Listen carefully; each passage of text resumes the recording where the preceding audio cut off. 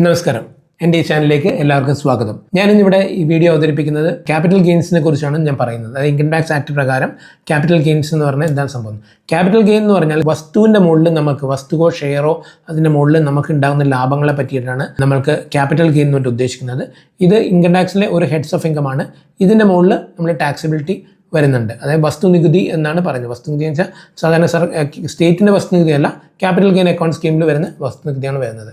അപ്പോൾ ഇതിൻ്റെ പിന്നിൽ വരുന്നതെന്ന് വെച്ചാൽ നമ്മൾ ബിസിനസ്സിനായാലും വ്യക്തിപരമായിട്ടായാലും നമ്മൾ ഏതെങ്കിലും വസ്തുക്കൾ വിൽക്കുകയോ അതിൻ്റെ മുകളിൽ എന്തെങ്കിലും ലാഭങ്ങൾ ഉണ്ടാവുകയോ ചെയ്യുമ്പോൾ, അതായത് ബിസിനസ്സിൻ്റെ ഒരു സ്റ്റോക്ക് അല്ലാണ്ട് വരുന്ന എന്ത് അസറ്റ്സിനും നമ്മൾ ക്യാപിറ്റൽ ഗെയിനിൽ ട്രാൻസാക്ഷൻ ടാക്സിബിലിറ്റിയാണ് വരുന്നത്. ബിസിനസ്സിൻ്റെ ട്രാൻസാക്ഷൻ എന്ന് പറഞ്ഞാൽ ഇപ്പോൾ നമ്മളൊരു റിയൽ എസ്റ്റേറ്റ് നടത്തുന്ന ഒരു ബിസിനസ് പ്രോപ്പർട്ടിയാണെന്ന് വെച്ചോ. സാധാരണഗതിയിൽ ഒരു വീട് വിറ്റ് കഴിഞ്ഞാൽ ഒരാൾക്ക് അത് ക്യാപിറ്റൽ ഗെയിൻ ആണ് വരിക. അതായത് വീട് വിറ്റതിൻ്റെ ലാഭം നമ്മൾ ടാക്സിബിലിറ്റിയിൽ കൊണ്ടുവരേണ്ടി വരും. പക്ഷേ ഒരു റിയൽ എസ്റ്റേറ്റിനെ സംബന്ധിച്ച് അതൊരു ബിസിനസ്സാണ്. സോ അവർക്ക് അതൊരു ക്യാപിറ്റൽ ഗെയിൻ അല്ല. പക്ഷേ അവരുടെ വേറെ എന്തെങ്കിലും, അതായത് അവരുടെ സ്റ്റോക്കിൽ വരുന്ന ഐറ്റംസ് ഒരിക്കലും ക്യാപിറ്റൽ ഗെയിൻ ആയിട്ട് വരില്ല. പിന്നെ ക്യാപിറ്റൽ ഗെയിൻ ട്രാൻസാക്ഷൻസിന് നമ്മൾ ടാക്സിബിലിറ്റി ആണ്.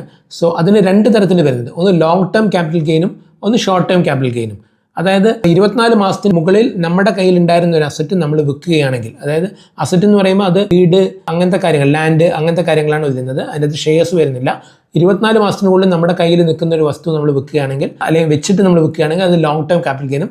24 മാസത്തിന് മുമ്പ് നമ്മളത് വിൽക്കുകയാണ്, നമ്മൾ വാങ്ങിച്ചിട്ട് 24 മാസത്തിനുള്ളിൽ വിൽക്കുകയാണെങ്കിൽ അത് ഷോർട്ട് ടേം ക്യാപിറ്റൽ ഗെയിനുമായിട്ട് വരും.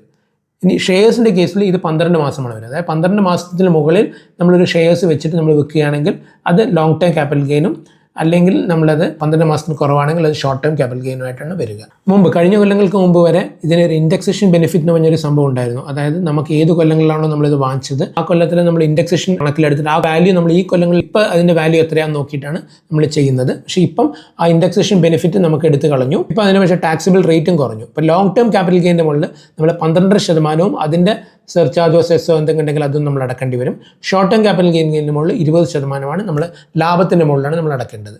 സോ എന്താണ് ഈ ലാഭം എന്ന് ഉദ്ദേശിക്കുന്നത് വെച്ചാൽ, നമ്മളിപ്പോൾ ഒരു വസ്തു ഞാൻ വിൽക്കുകയാണെങ്കിൽ, അപ്പോൾ ആ വസ്തു വിൽക്കുന്നതിനൊരു വിലയുണ്ടാവും. എനിക്കൊരു 100 രൂപക്കാണ് ഞാൻ വസ്തു വിൽക്കുന്നതിൻ്റെ ഒരു വിലയുണ്ടാവുക. പക്ഷേ ഈ വസ്തു വാങ്ങുന്നതിനും എനിക്കൊരു വിലയുണ്ടാവും. ഞാൻ കുറേ കൊല്ലങ്ങൾക്ക് മുമ്പായിരിക്കും ഈ വസ്തു വാങ്ങിച്ചിട്ടുണ്ടാവുക. സോ അതിനെ കോസ്റ്റ് ഓഫ് അക്വിസിഷൻ വേണ്ടി നമുക്ക് എടുക്കും. സോ വസ്തു വിറ്റ വില മൈനസ് വാങ്ങിയ വില. പിന്നെ നമ്മൾ ആ വസ്തുവിൻ്റെ മുകളിൽ എന്തെങ്കിലും കൂടുതൽ മരാമത്ത് പണിയോ എന്തെങ്കിലും ഇമ്പ്രൂവ്മെൻറ്റ്സോ എന്തെങ്കിലും നടത്തിയിട്ടുണ്ടെങ്കിൽ അതും നമ്മൾക്ക് ഈ നമ്മുടെ ചിലവായിട്ട് നമുക്ക് എടുക്കാൻ പറ്റും. പിന്നെ അതിന് വേണ്ടി വരുന്ന എന്തെങ്കിലും കൂടുതലായിട്ടുള്ള എന്തെങ്കിലും ചിലവുകൾ ഉണ്ടെങ്കിൽ ആ ചിലവുകൾ നമ്മൾ കുറച്ചതിന് ശേഷം വരുന്ന ലാഭം, അതായത് വിറ്റ വില മൈനസ് നമ്മുടെ ചിലവ്, ഇതിൻ്റെ അകത്ത് വരുന്ന ലാഭത്തിൻ്റെ മുകളിലാണ് 12% 20% വരുന്നത്. ഇത് ഷെയർസിൻ്റെ കേസിലും ഇങ്ങനെ തന്നെയാണ്. ഷെയർസ് നമ്മൾ വിറ്റ വില, അത് നമ്മൾ വാങ്ങുമ്പോൾ ഒരു വിലയുണ്ടാവും. ആ വില നമ്മൾ കൊടുത്തു കഴിഞ്ഞാൽ നമുക്ക് അതിൻ്റെ വിറ്റതും വാങ്ങിയതുമായിട്ടുള്ള വിലേൻ്റെ മുകളിൽ നമ്മൾ ലാഭത്തിൻ്റെ മുകളിലാണ് നമ്മൾ ടാക്സിബിലിറ്റി വരുന്നത്. അത് 12 ഇതും വരും. ഷെയർസിന് ഇപ്പോൾ 115 എന്ന് പറഞ്ഞൊരു സെക്ഷനിലാണ് കൂടുതലായിട്ട് വരുന്നത്. ബാക്കി ഇത് NRIസിനായാലും സ്പെഷ്യൽ ഒരു സെക്ഷൻ വരുന്നുണ്ട്. അതിനെപ്പറ്റി ഞാൻ വേറെ ഒരു സെഷൻ തന്നെ നമുക്ക് എടുക്കുന്നതായിരിക്കും. ഇതിൻ്റെ മുകളിൽ നമുക്ക് ഒരു വാല്യൂ ഉണ്ട്. നമുക്ക് വിറ്റ ആ വില, അതായത് ആധാരത്ത് കാണിച്ച വില, അല്ലെങ്കിൽ ആധാരത്ത് കാണിച്ച വിലയും പറയുന്നുണ്ട്, ആ കൺസിഡറേഷൻ തന്നെ പറയും. നമുക്ക് കിട്ടുന്ന എന്നാണോ വില, ആ വിലയാണ് നമ്മൾ കാണിക്കേണ്ടത്. ഇപ്പോൾ അതിൽ തന്നെ ഫെയർ മാർക്കറ്റ് വാല്യൂ, ഇപ്പോൾ ചിലപ്പം നമ്മൾ കാണിച്ച വില കുറവും, ചില സംസ്ഥാനങ്ങളിൽ ആ ഒരു പ്രോപ്പർട്ടിക്ക് അല്ലെങ്കിൽ സർക്കാർ നിശ്ചയിച്ചൊരു വിലയുണ്ടാവും, കൂടുതലായിരിക്കും. അപ്പോൾ അങ്ങനെയാണ് കൂടുതലുള്ള വിലയായിരിക്കും നമ്മൾ കാണിക്കേണ്ടി വരിക. സോ നമുക്ക് എത്രയാണോ കിട്ടുന്നത് ആ വില നമ്മൾ കാണിക്കണം. നമ്മൾ കുറവ് വില കാണിക്കുമ്പോൾ ഇത് registrar of firms income tax ഡിപ്പാർട്ട്മെൻറ്റിനെ അറിയിക്കുന്നതായിരിക്കും. കൂടാണ്ട് നമ്മൾ PMLA ആക്ട് പ്രകാരം ഇത് വരും. അപ്പോൾ ആ എക്സ്ട്രാ നമ്മളെന്താ കാണിക്കാത്തതായിട്ട് നമുക്ക് ഭാവിയിൽ നോട്ടീസ് വരാനുള്ള സാധ്യതയുണ്ട്. സോ അങ്ങനത്തെ ഒരു കൺസെപ്റ്റൊക്കെ വരുമ്പോൾ നിങ്ങളുടെ സാമ്പത്തിക വിദഗ്ധനെ അല്ലെങ്കിൽ ചാർട്ടേഡ് അക്കൗണ്ടന്റെയോ കൺസൾട്ട് ചെയ്യുക. അത് കൺസൾട്ട് ചെയ്തതിന് ശേഷം മാത്രം അതിന് കൂടുതൽ പ്രൊസീജിയേഴ്സ് ചെയ്യുക. പിന്നെ നമ്മൾ ഇതിൻ്റെ വെച്ച് കഴിഞ്ഞാൽ ഒരു 50 lakhs മുകളിൽ നമ്മൾ ട്രാൻസാക്ഷൻ ചെയ്യുമ്പോൾ, 50 lakhs മുകളിൽ ഒരു പ്രോപ്പർട്ടിയാണ് നമ്മൾ വിൽക്കുന്നതെങ്കിൽ നമുക്ക് ഇതിൻ്റെ മുകളിൽ സർക്കാരിൽ നമ്മളൊരു പൈസ പിടിച്ചിട്ടായിരിക്കും നമ്മൾ മറ്റവർക്ക് കൊടുക്കുക, ബയർക്ക് നമ്മൾ കൊടുക്കുക. TCS എന്ന് പറയും. ഇത് ചെയ്യാൻ വേണ്ടി നമ്മൾ ടാൻ നമ്പർ വേണ്ട ആവശ്യമില്ല, നമ്മുടെ പാൻ നമ്പറിൽ തന്നെ നമുക്ക് ചെയ്യാം. പക്ഷേ ആ 1% നമ്മൾ, അതായത് വിൽക്കുന്ന വിലേൻ്റെ 1% നമ്മൾ പിടിച്ചിട്ട് നമ്മൾ സർക്കാരിലേക്ക് അടക്കണം. ആ അടച്ചിട്ട് അതിൻ്റെ രേഖകളും മറ്റും നമ്മൾ രജിസ്ട്രാർക്ക് കൊടുത്താൽ മാത്രമേ രജിസ്ട്രാർ ആ രേഖ നമ്മൾ രജിസ്റ്റർ ചെയ്ത് തരത്തുള്ളൂ. അപ്പോൾ അത് 50 ലക്ഷത്തിന് മുകളിലെ പ്രോപ്പർട്ടി ആണെങ്കിൽ മാത്രം. പിന്നെ നമ്മൾ ഭാവിയിൽ ആ കൊല്ലത്തിന് കഴിഞ്ഞിട്ട് അടുത്ത കൊല്ലം നമ്മൾ റിട്ടേൺ ഫയൽ ചെയ്യുമ്പം അത് നമ്മൾ നോക്കിയിട്ട്, നമ്മളെ ലയബിലിറ്റി നോക്കിയിട്ട് നമ്മൾ അടയ്ക്കണമെങ്കിൽ അങ്ങോട്ട് അടക്കേണ്ടി വരും, അല്ല കിട്ടേണ്ടതാണ് ഇങ്ങോട്ട് കിട്ടേണ്ടി വരും. ആ രീതിയിൽ നമ്മൾ ചെയ്യുക. സോ ആ TCS എന്നൊരു പ്രൊവിഷൻ 1% നമ്മളവിടെ അടക്കേണ്ടി വരുന്നതായിരിക്കും. ഇനി ഞാൻ നേരത്തെ പറഞ്ഞു ഇപ്പോൾ 12% 20% ടാക്സിബിലിറ്റി വരുന്നുണ്ട് എന്ന് പറഞ്ഞു. അപ്പോൾ നമ്മൾ ഇതിന് മുഴുവൻ ടാക്സിബിൾ നമ്മൾ ടാക്സ് അടക്കേണ്ടി വരുമോ എന്നുള്ളതാണ്. ഇപ്പോൾ ലോങ് ടേം ക്യാപിറ്റൽ ഗെയിൻ ആണെങ്കിൽ നമുക്ക് ഇതിൻ്റെ അകത്ത് ഒരുപാട് എക്സംഷൻസ് നമ്മളിപ്പം സർക്കാരായാലും നമുക്ക് തരുന്നുണ്ട്. 54 എന്ന സെക്ഷനിൽ 54EC, 54B, 54D എന്ന ഇൻകം ടാക്സ് ആക്ടിൽ ഇപ്പോൾ നമ്മൾ ഒരുപാട് സെക്ഷൻസിൽ വരുന്നുണ്ട്. അതായത് നമ്മളൊരു പ്രോപ്പർട്ടി വിറ്റ് കഴിഞ്ഞാൽ അതിൻ്റെ അടുത്തൊരു 3 കൊല്ലത്തിനുള്ളിലോ അല്ലെങ്കിൽ 1 കൊല്ലം മുമ്പോ ആയിട്ട് നമ്മൾ വേറൊരു പ്രോപ്പർട്ടി വാങ്ങുകയോ അല്ലെങ്കിൽ ഒരു പ്രോപ്പർട്ടി കൺസ്ട്രക്ട് ചെയ്യുകയോ ചെയ്തിട്ടുണ്ടെങ്കിൽ ആ ലാഭം മുഴുവനായിട്ട് നമ്മൾ ആ കൺസ്ട്രക്ഷൻ യൂസ് ചെയ്തിട്ടുണ്ടെങ്കിൽ നമ്മൾക്കത് ആ ടാക്സിബിലിറ്റി വരികയില്ല. അല്ലാത്ത പക്ഷം എത്രയാണോ നമ്മൾ കൺസ്ട്രക്ഷൻ ചെയ്ത് ആ ബാക്കിയുള്ളതിൻ്റെ മുകളിൽ നമ്മൾ ടാക്സിബിലിറ്റി കൊടുക്കേണ്ടി വരും. അതായത് മുഴുവൻ പൈസയ്ക്ക് നമ്മൾ ലാഭത്തിന് മുകളിൽ നമ്മൾ ടാക്സ് കൊടുക്കേണ്ട. നമ്മൾ ഈ പൈസ വേറെ ഏതെങ്കിലും ഇൻവെസ്റ്റ് ചെയ്ത് കഴിഞ്ഞാൽ നമുക്കത് ആ രീതിയിൽ നമുക്ക് ചെയ്തു പോകാൻ പറ്റും. അതുകൂടാതെ നമുക്കിപ്പോൾ ചില ബോൺസുകളുണ്ട്, 54ECയിലൊക്കെ പറയുന്ന ചില ബോൺസുകളുണ്ട്.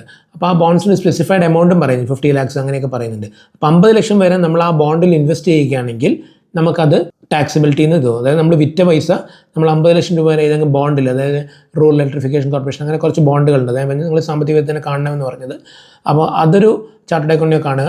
അപ്പോൾ നിങ്ങളത് ഇൻവെസ്റ്റ് ചെയ്യുകയാണെങ്കിൽ ആ ഇൻവെസ്റ്റ് ചെയ്ത പൈസ നമുക്ക് ആ ടാക്സിബിലിറ്റി അല്ലെങ്കിൽ അത്രയും നമ്മൾ ആ ലാഭത്തിൻ്റെ മുകളിൽ നമ്മൾ ടാക്സ് കൊടുക്കേണ്ടി വരില്ല. അത്രയും നമുക്ക് എക്സംപ്റ്റഡ് ആയിട്ട് കിട്ടും.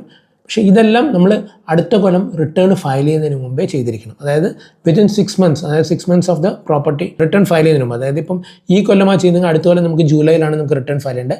ജൂലൈക്ക് മുമ്പ് നമ്മൾ വേറൊരു പ്രോപ്പർട്ടിയിൽ ഇൻവെസ്റ്റ് ചെയ്യേണ്ടി വരും, അല്ലെങ്കിൽ പ്രോപ്പർട്ടി വാങ്ങിച്ചിട്ടുണ്ടാവണം, അല്ലെങ്കിൽ ഈ ബോണ്ടിൽ നമ്മൾ ഇൻവെസ്റ്റ് ചെയ്തിട്ടുണ്ടാവണം.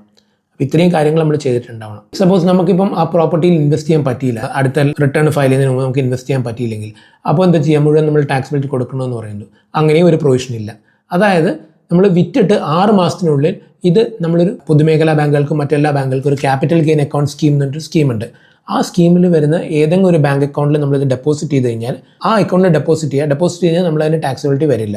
പിന്നെ ആ അക്കൗണ്ടിൽ വരുന്ന ആ ക്യാപിറ്റൽ ഗെയിൻ അക്കൗണ്ട് സ്കീമിലുള്ള പൈസ വെച്ചിട്ട് നമ്മൾ ഈ 3 കൊല്ലത്തിനുള്ളിൽ നമ്മൾ വേറൊരു പ്രോപ്പർട്ടി വാങ്ങുകയോ അല്ലെങ്കിൽ അതിന് മുമ്പിലത്തെ ഏതെങ്കിലും ഇങ്ങനത്തെ പ്രോപ്പർട്ടിയിൽ ഇൻവെസ്റ്റ് ചെയ്യുകയോ അല്ലെങ്കിൽ കൺസ്ട്രക്ട് ചെയ്യുകയോ ചെയ്യേണ്ടത് അതിൽ ഇൻവെസ്റ്റ് ചെയ്യേണ്ടി വരും. പക്ഷേ അത് കൊടുക്കണമെങ്കിൽ നമ്മളപ്പം ആ ബാങ്ക് മാനേജർക്ക് നമ്മൾ ഈ കൺസ്ട്രക്ഷൻ്റെ ഡീറ്റെയിൽസ് മുഴുവൻ കൊടുത്താൽ മാത്രമേ യൂസ് ചെയ്യാൻ പറ്റുള്ളൂ. അതായത് ഈ ക്യാപിറ്റൽ ഗെയിൻ അക്കൗണ്ട് സ്കീമിൽ ഡെപ്പോസിറ്റ് ചെയ്ത എമൗണ്ട് നമ്മളുടെ പേഴ്സണൽ പർപ്പസിന് ഒരിക്കലും യൂസ് ചെയ്യാൻ പറ്റില്ല.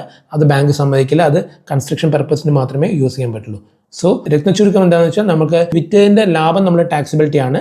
ടാക്സിബിലിറ്റി കൊടുക്കാതെ നമുക്ക് ഒപ്പിക്കാമെന്ന് വെച്ചാൽ നമുക്കത് വേറെ പ്രോപ്പർട്ടിയിലോ അല്ലെങ്കിൽ ഇൻവെസ്റ്റ്മെൻറ്റ് ഇൻ ബോൺസിലായിട്ട് ഡെപ്പോസിറ്റ് ചെയ്ത് വയ്ക്കാം. അത് വരുന്ന ഒരു 3 കൊല്ലത്തിനുള്ളിൽ നമ്മൾ ഇൻവെസ്റ്റ് ചെയ്യണം, അല്ലെങ്കിൽ 1 കൊല്ലം മുമ്പായിട്ട് നമ്മൾ കൺസ്ട്രക്ട് ചെയ്തിട്ടുണ്ടാവണം. കൺസ്ട്രക്ഷനോ ലാൻഡ് വാങ്ങുകയോ എന്ത് വേണമെങ്കിൽ നമുക്ക് ചെയ്യാം. വരുന്ന 3 കൊല്ലത്തിനുള്ളിൽ നമ്മൾ ചെയ്യേണ്ട സംഭവങ്ങൾ ഈ സംഭവങ്ങളല്ല, അത് ഇൻവെസ്റ്റ് ചെയ്യുന്ന ഇതെല്ലാം അടുത്ത റിട്ടേൺ ഫയൽ ചെയ്യുന്നതിന് മുമ്പ്, അതായത് ഈ കൊല്ലത്തെ ആണെങ്കിൽ വരുന്ന ജൂലൈക്ക് മുമ്പ് നമ്മൾ ഇൻവെസ്റ്റ്മെൻറ്റ് ചെയ്തിട്ടുണ്ടാവണം. ഇനി ഇൻ കേസ് നമുക്ക് ഇൻവെസ്റ്റ് ചെയ്യാൻ പറ്റിയില്ലെങ്കിൽ നമ്മൾ വിറ്റിട്ട് 6 മാസത്തിനുള്ളിൽ ക്യാപിറ്റൽ ഗെയിൻ അക്കൗണ്ട് സ്കീം എന്നൊരു സ്കീമുണ്ട്. ആ സ്കീമിൽ നമ്മൾ ഡെപ്പോസിറ്റ് ചെയ്യുക, എന്നിട്ട് ആ പൈസ യൂസ് ചെയ്തിട്ട് നമ്മളിത് വാങ്ങുക. ഒരു പക്ഷേ നമുക്കിത് ഈ ക്യാപിറ്റൽ ഗെയിനിൽ യൂസ് ചെയ്ത സ്കീമിൽ പൈസ നമുക്ക് 3 കൊല്ലത്തിനുള്ളിൽ വരെ വാങ്ങാൻ പറ്റിയില്ലെങ്കിൽ 3ാമത്തെ കൊല്ലം ഈ പൈസ നമുക്ക് ടാക്സബിളായിട്ട് മാറുകയും ചെയ്യും. അതും അങ്ങനത്തെ ഒരു പ്രൊവിഷൻ നമുക്ക് വരുന്നുണ്ട്. സോ ഇതാണ് ക്യാപിറ്റൽ ഗെയിൻ അക്കൗണ്ട് സ്കീമിൻ്റെ ഒരു ബ്രീഫായിട്ടുള്ള ഇത് ഷെയർസിലും ബാധകമാണ്. ഷെയർസിലും ഇങ്ങനെ നമുക്ക് ഇൻവെസ്റ്റ്മെൻറ്റ് ചെയ്യാം, മറ്റൊന്നൊക്കെ ചെയ്യാം. അങ്ങനത്തെ കാര്യങ്ങളൊക്കെ നമുക്ക് ചെയ്ത് പോകാൻ പറ്റും. എൻ്റെ ഈ വീഡിയോ കണ്ടതിൽ എല്ലാവർക്കും നന്ദി. വീഡിയോ ഷെയർ ചെയ്യുക, ലൈക്ക് ചെയ്യുക, സബ്സ്ക്രൈബ് ചെയ്യുക. കൂടുതൽ വീഡിയോകൾക്കായി നോട്ടിഫിക്കേഷൻ ബട്ടൺ അമർത്തുക. ഒരിക്കൽ കൂടി രതീഷ് സൈനിങ് ഓഫ്.